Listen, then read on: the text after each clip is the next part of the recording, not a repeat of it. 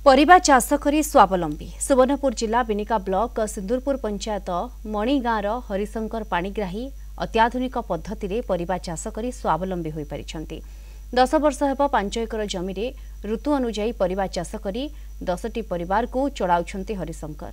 उद्यान कृषि विभागरु सहयोग मिलिले आगकू बढ़ी पारते बोली से कहिछंती।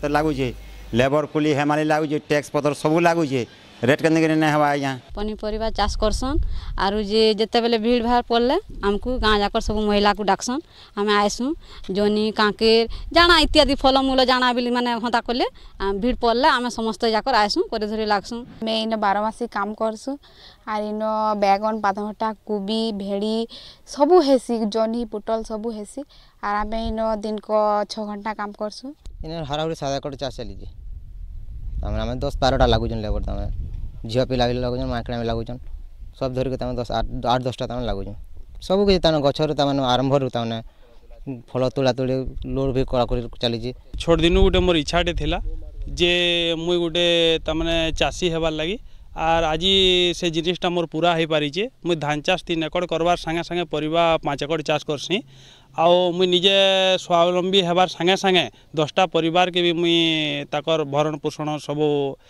चलीचे। वर्तमान युवपीढ़ी चाकरी पछरे धाउथिला बेले चाष करी स्वावलंबी ही देखैचंती हरिशंकर पाणिग्राही 5 एकड़ चाष करी निजे स्वावलंबी हेबा सहित 10टा परिवार प्रतिपोषण करि पारुछंती। तेबे सरकारी स्तर रे तांकु जदि किछि अधिक सहायता मिलता तेबे आगको बढ़ी पारिबी कहिचंती हरिशंकर। सुवर्णपुर जिला बिनिकारु शांतनु पंडा, कलिंग टीवी।